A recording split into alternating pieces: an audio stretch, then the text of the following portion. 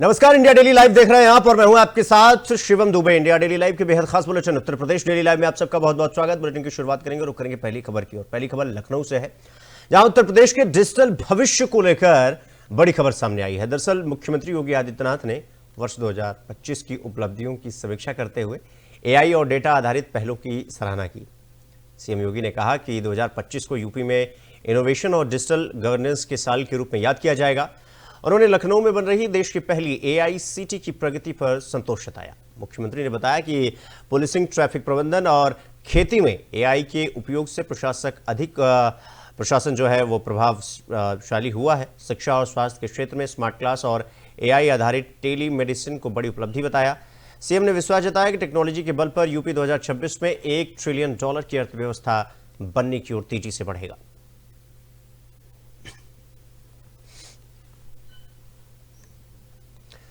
तो अब रुक करेंगे अगली खबर की ओर। आपको बता दें कि बरेली के बारादरी क्षेत्र में मंगलवार सुबह एक फर्नीचर कारखाने में भीषण आग लग गई। एजाजनगर गोचिया स्थित 2 मंजिला कारखाने से उठती लपटें और धुएं ने पूरे इलाके को दहला दिया। लोग अपनी जान बचाने के लिए घरों से बाहर निकले और आग की सूचना मिलने पर फायर ब्रिगेड की टीम मौके पर पहुंची और आग पर काबू पाया। स्थानीय लोगों के मुताबिक आग इतनी भयावह थी कि कुछ ही मिनटों में पूरा कारखाना जलकर खाक हो गया। फिलहाल आग लगने के कारणों का पता लगाया जा रहा है।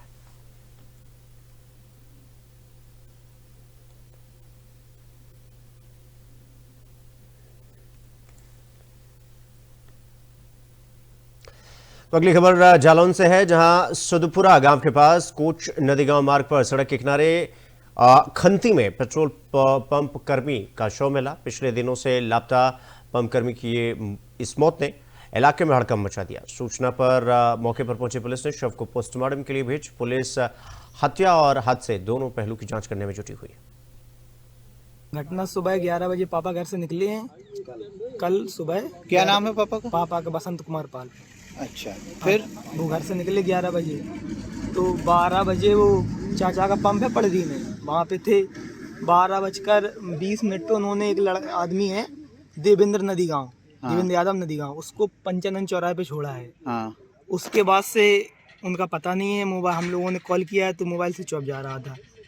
और तभी से हम लोग ढूंढ रहे हैं। लगभग हम लोगों ने 12 बजे रात तक देखा है, तब पूरा रास्ता छाना, कहीं कुछ नहीं मिला। और अभी अचानक से यहाँ पर बॉडी मिली है। सुबह 7 बजे हमारे 100 नंबर में किसी का फ़ोन आया था हमारे पास, तो किसी से लड़ाई बड़ाई वगैरह कुछ नहीं है। जो कुछ है पंप का मैटर ही है ये।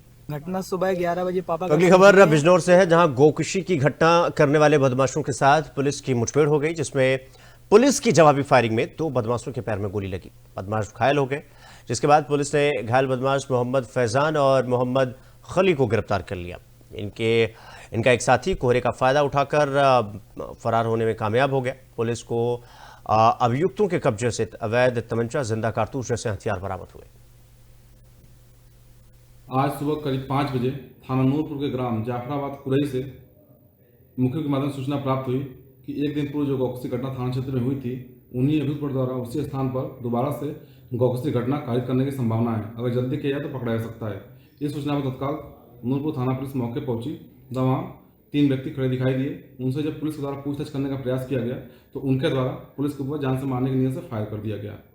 इस घटना में नूरपुर पुलिस द्वारा आत्मरक्षा जब फायर किया गया तो वहाँ 2 अभियुक्तगढ़ को पैर में गोली लगी है, तो एक अभियुक्त वहाँ से कोहरे का लाभ उठाकर भागने में सफल रहा। 2 घायल अभियुक्तगढ़ों में से पहला अभियुक्त, जिसका नाम मोहम्मद फैजान है, इसके विरुद्ध भी 4 मुकदमे पहले से गौकसी संबंध दर्ज हैं तथा इसके पास से एक तमंचा 315 बोर, एक जिंदा कारतूस और एक खोआ कारतूस बरामद हुआ है। दूसरा अभियुक्त, जिसका नाम मोहम्मद अली है, इसके विरुद्ध भी पहले से 2 मुकदमे दर्ज हैं, 2 मुकदमा आपराधिक इतिहास है तथा इसके पास से एक 315 बोर तमंचा, एक जिंदा कारतूस, एक खोआ कारतूस बरामद हुआ है। इन अभियुक्तगणों के पास से पशु काटने के उपकरण बरामद हुए हैं। पूछताछ में इनके द्वारा बताया गया कि इनका एक साथी, जिसका नाम इरशाद है, वो मौके से भागने में सफल रहा है, जो कि गोयली का रहने वाला है। घायल अभियुक्तगणों को इलाज हेतु अस्पताल रवाना कर दिया गया है। शेष अन्य अभियुक्तगणों को गिरफ्तारी करने का प्रयास किया जा रहा है। मौके पर शांति व्यवस्था की स्थिति कायम है। आज सुबह करीब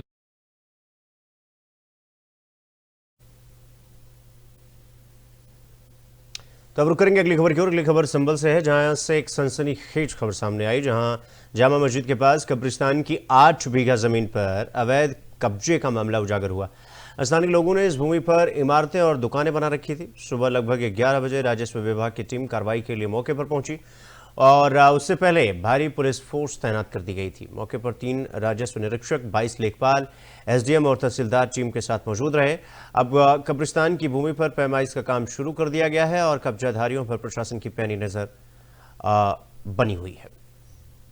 ये कब्रिस्तान का एक गाटा है। इस गाटे में ये शिकायत की गई कि लोगों ने अवैध रूप से मकान और दुकान बना लिए हैं।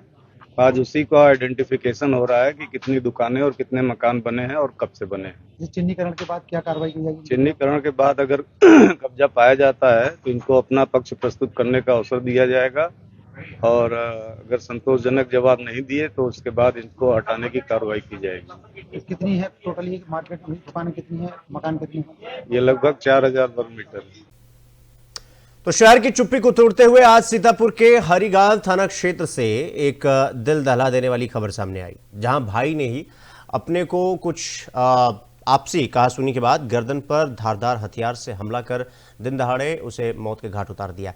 घटना की सूचना मिलने पर मौके पर पहुंची पुलिस ने शव को कब्जे में लेकर पोस्टमार्टम के लिए भेज घटनाक्रम की जांच करने में जुट गई।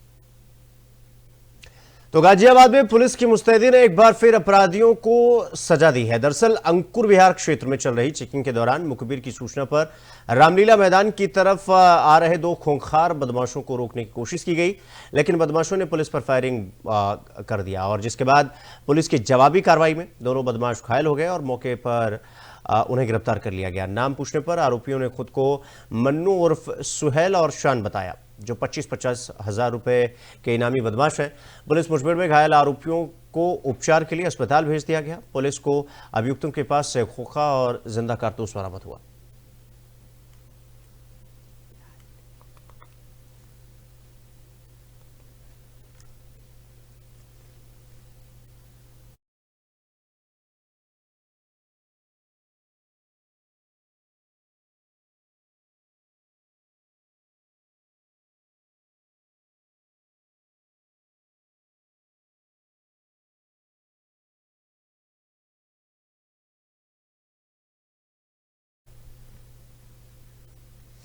अब रुक करेंगे अगली खबर की ओर। अगली खबर कौशाम्बी से है, जहां चोरी का एक और बड़ा खुलासा हुआ है। दरअसल घर के बाहर खड़े 2 ई-रिक्शा चोरी हो गए थे और जिनमें से एक महुआ के बाग में क्षतिग्रस्त हालत में मिला, जबकि दूसरे के पार्ट्स मुर्दगंज में बेचे जाने का आरोप सामने आया।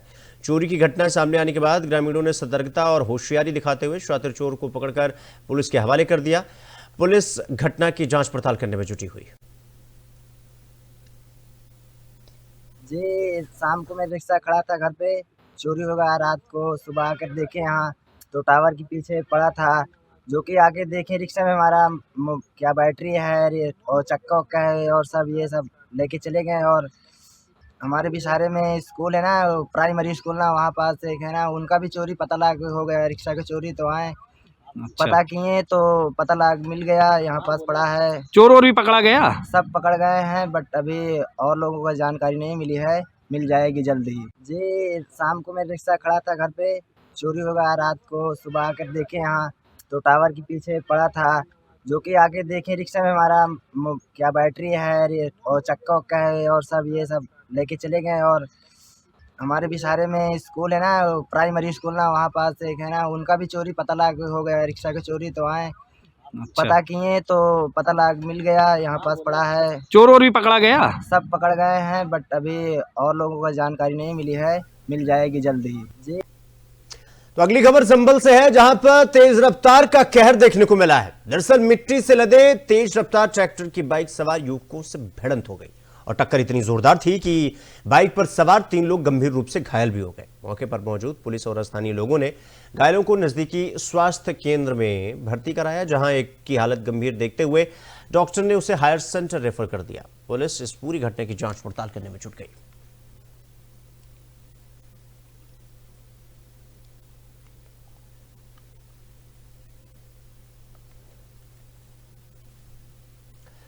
अगली खबर हापुड़ से है, जहां पुलिस की बड़ी कार्रवाई देखने को मिली है। दरअसल 3 वर्षीय मासूम बच्चे के अपहरण का नगर कोतवाली पुलिस ने अब खुलासा कर दिया है। मासूम बच्चे को सुरक्षित बरामद कर लिया गया। इस मामले में एक महिला और एक अन्य आरोपी को गिरफ्तार किया गया है। पुलिस ने घटना में प्रयुक्त मोटरसाइकिल भी जब्त कर ली है।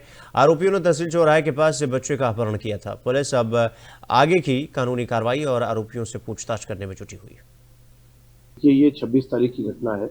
शाम के समय 2 लोगों के द्वारा कुछ बच्चे खेल रहे थे सड़क के ऊपर, 2 बच्चों को लेकर के गए और बाद में एक बच्चे को वापस छोड़ गए और एक छोटा बच्चा जो 3 साल का था उसको अब उसका अपहरण इन लोगों ने कर लिया। पुलिस के लिए बड़ा चैलेंजिंग केस था। तुरंत ही पुलिस ने इसमें FIR हापुड़ पुलिस ने लिखी है और जो टीमें बनाई गई उनके सामने चैलेंज ये था कि CCTV वगैरह के माध्यम से इसको सॉल्व करने का प्रयास किया कि मगर कोहरा इतना ज्यादा था और उस मूवमेंट की जो है डिटेल इनको एकत्रित करने में लगभग 2 दिन का समय लगा है और उसके बाद सकुशल इन्होंने इस बच्चे को न सिर्फ बरामद किया बल्कि घटना में जो संलिप्त रहे दोनों अभियुक्तों को गिरफ्तार किया है और घटना में प्रयुक्त की गई मोटरसाइकिल को भी बरामद किया है। इस प्रकार से इस ब्लाइंड केस का हापुड़ पुलिस की दूरदर्शिता और इनकी मेहनत की वजह से बहुत जल्द ही अनावरण हुआ। बच्चे का अपहरण करके सर क्या करते हैं? देखिए, अभी तक जो बात इनसे पूछताछ में आई है उससे ये प्रतीत हो रहा है कि संभवतः बच्चे को बेचने का काम करते और लेकिन पुलिस की तत्परता के कारण इनके अपने मंसूबों में सफल नहीं हो पाए और हमारे द्वारा बरामद नहीं कर। पहले भी कुछ ऐसा किडनैपिंग का इनका इतिहास रहा है? नहीं, अभी तक की जो हमने जानकारी करी है इसको दिखवाया था। अभी तक की जानकारी के अनुसार इस प्रकार का इतिहास नहीं मिला है, मगर इसके बारे में और आसपास के जनपदों में जानकारी की जा रही है। इससे इनकार नहीं किया जा सकता कि इस प्रकार का कोई इनका पूर्व इतिहास भी रहा। ये 26 तारीख की घटना है। शाम के समय 2 लोगों के द्वारा कुछ बच्चे खेल रहे थे सड़क के ऊपर, 2 बच्चों को लेकर के गए और बाद में एक बच्चे को वापस छोड़ गए और एक छोटा बच्चा जो 3 साल का था उसको अब उसका अपहरण इन लोगों ने कर लिया। पुलिस के लिए बड़ा चैलेंजिंग केस था। तुरंत ही पुलिस ने इसमें FIR हापुड़ पुलिस ने लिखी है और जो टीमें बनाई गई उनके सामने चैलेंज ये था कि CCTV वगैरह के माध्यम से इसको सॉल्व करने का प्रयास किया कि मगर कोहरा इतना ज्यादा था और उस मूवमेंट की जो है डिटेल इनको एकत्रित करने में लगभग 2 दिन का समय लगा है और उसके बाद सकुशल इन्होंने इस बच्चे को न सिर्फ बरामद किया बल्कि घटना में जो संलिप्त रहे दोनों अभियुक्तों को गिरफ्तार किया है और घटना में प्रयुक्त की गई मोटरसाइकिल को भी बरामद किया है। इस प्रकार से इस ब्लाइंड केस का हापुड़ पुलिस की दूरदर्शिता और इनकी मेहनत की वजह से बहुत जल्द ही अनावरण हुआ। बच्चे का अपहरण करके सर क्या करते हैं? देखिए, अभी तक जो बात इनसे पूछताछ में आई है उससे ये प्रतीत हो रहा है कि संभवतः बच्चे को बेचने का काम करते और लेकिन पुलिस की तत्परता के कारण इनके अपने मंसूबों में सफल नहीं हो पाए और हमारे द्वारा बरामद नहीं कर। पहले भी कुछ ऐसा किडनैपिंग का इनका इतिहास रहा है? नहीं, अभी तक की जो हमने जानकारी करी है इसको दिखवाया था। अभी तक की जानकारी के अनुसार इस प्रकार का इतिहास नहीं मिला है, मगर इसके बारे में और आसपास के जनपदों में जानकारी की जा रही है। इससे इनकार नहीं किया जा सकता कि इस प्रकार का कोई इनका पूर्व इतिहास भी रहा। ये 26 तारीख की घटना है। शाम के समय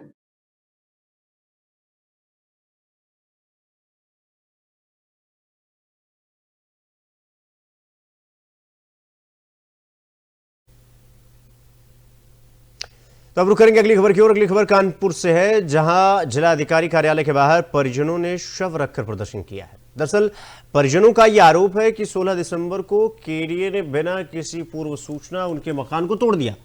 मकान तोड़े जाने के बाद परिवार पास ही तिरपाल डालकर रह रहा था। ठंड के चलते परिजनों का कहना है कि इस वजह से उनकी पत्नी की इस वजह से उनकी मृत्यु हो गई। परिजन न्याय और उचित कार्रवाई करने की मांग कर रहे हैं। स्थानीय प्रशासन मामले की जांच पड़ताल करने में जुटा हुआ है।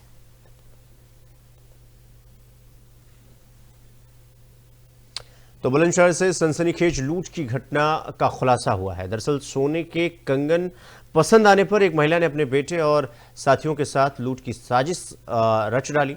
जहांगीराबाद कोतवाली पुलिस ने महिला के साथ हुई लूट की घटना का चौंकाने वाला खुलासा किया। पुलिस ने इस मामले में 4 लुटेरों को गिरफ्तार किया है। आरोपियों के कब्जे से एक सोने की चैन, 2 सोने के कंगन, 3 चूड़ियां बरामद की हैं और इसके अलावा घटना में इस्तेमाल स्कॉर्पियो कार, मोटरसाइकिल और 2 अवैध चाकू भी जब्त किए हैं। पुलिस के मुताबिक यह घटना 27 दिसंबर को जहांगीराबाद थाना क्षेत्र में अंजाम दी गई थी।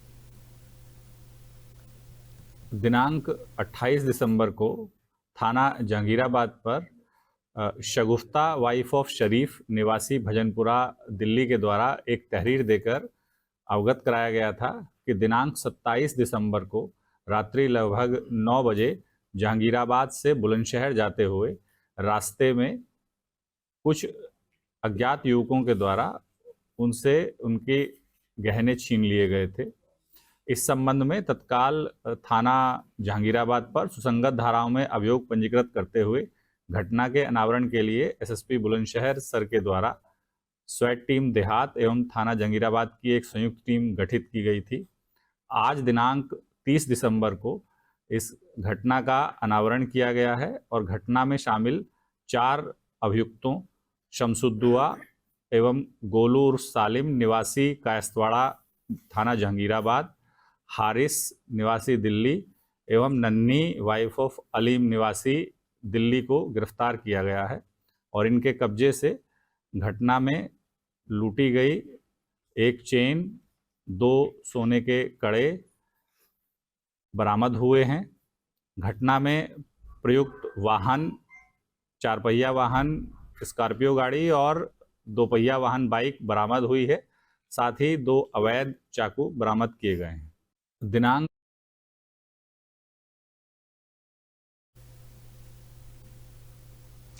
रुक करेंगे अब अगली खबर की ओर। मऊ थाना क्षेत्र से एक दुखद घटना सामने आई। दरअसल ग्राम पंचायत चकोर के मजरा डालोनी के पूर्वा में एक 35 वर्षीय युवक की मौत हो गई। परिजनों के मुताबिक यानी परिवार वालों के मुताबिक युवक देर रात नशे की हालत में घर लौटा था और रात करीब 11 बजे युवक ने अपने घर में अपनी जान ले ली। परिजन घायल अवस्था में उसे मऊ सामुदायिक स्वास्थ्य केंद्र ले गए, जहां डॉक्टरों ने उसे मृत घोषित कर दिया। सूचना पर पुलिस मौके पर पहुंची और आवश्यक कानूनी कार्रवाई की। पुलिस ने शव को पोस्टमार्टम के लिए भेजकर मामले की जांच पड़ताल शुरू कर दी है। देखिए, जो अब तक की सूचना है और जो तहकीकात हुई उसके हिसाब से ये एक नाजायज़ तमंचे से सुसाइड का मामला है। मऊ थाने का गांव चकोर है, उसका मजरा है डलौनी का पूर्वा। वहाँ के जितेंद्र सिंह जो शराब पीने के आदी थे, कल भी उन्होंने शराब का सेवन किया था और अत्यधिक नशे में थे। परिजनों ने उनको उनके कमरे में पहुंचाया और उस कमरे में उनकी पत्नी भी थी। अचानक उन्होंने तमंचे से अपने सिर में गोली मार ली और घर वाले तुरंत उनको लेकर अस्पताल गए, जहां डॉक्टरों ने मृत घोषित कर दिया।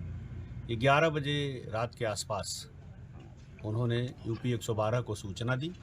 इस सूचना में पुलिस भी मौके पर गई तो सारी तहकीकात में पाया गया कि उन्होंने स्वयं से नाजायज़ तमंचे से गोली चला करके आत्महत्या की है।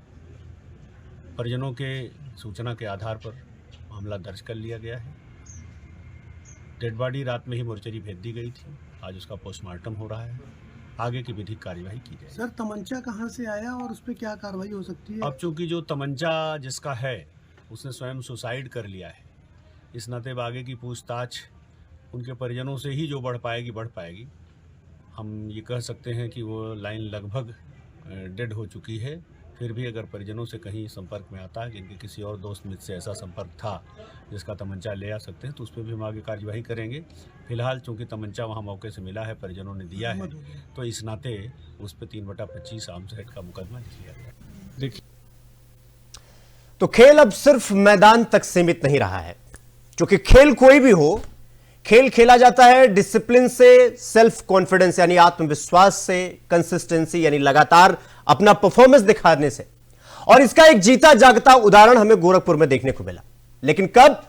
जब सूबे के मुखिया योगी आदित्यनाथ खुद वहां पर मौजूद रहे और वहां पर खिलाड़ियों ने अपनी खेल प्रतिभाओं का पदार्पण किया। मुख्यमंत्री के सामने अपनी प्रतिभाओं का मुख्यमंत्री के सामने पदार्पण किया और मुख्यमंत्री की तरफ से क्या कुछ कहा गया उन खिलाड़ियों के लिए, मुख्यमंत्री ने कितना उत्साहित किया उन्हें, प्रोत्साहित किया उन्हें, एक बार आपको ये रिपोर्ट के जरिए सुनवाते हैं। देखिए। मैदान से मुकाम तक योगी का खेल model.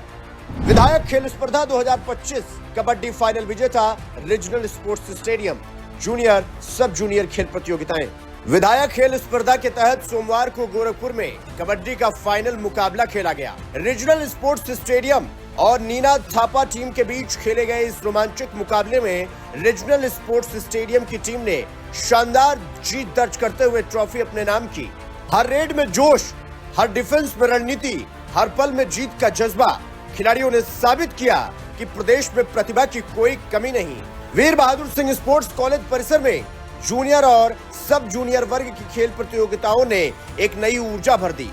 Athletics, kabaddi, volleyball, judo और कुश्ती, हर खेल में युवा खिलाड़ियों ने दमदार प्रदर्शन किया। कुश्ती प्रतियोगिता में बिछिया के शुभम यादव और अनुराग के बीच हुआ मुकाबला दिन का सबसे रोमांचक क्षण बन गया। कड़ी टक्कर के बाद शुभम यादव ने शानदार जीत दर्ज कर विजेता का खिताब अपने नाम किया।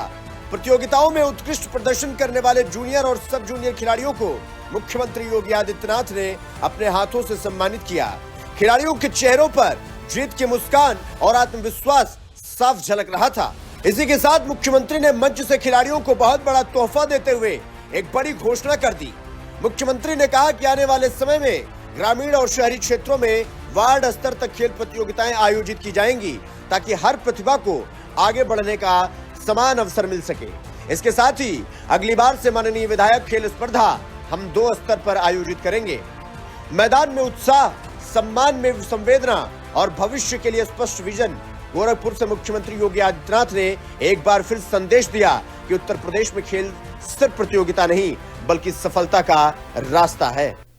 मैदान से इसी खबर के साथ बुलेटिन में फिलहाल इतना ही, लेकिन देश और दुनिया की तमाम बड़ी खबरों को देखने के लिए देखते रहिए इंडिया डेली लाइव। नमस्कार।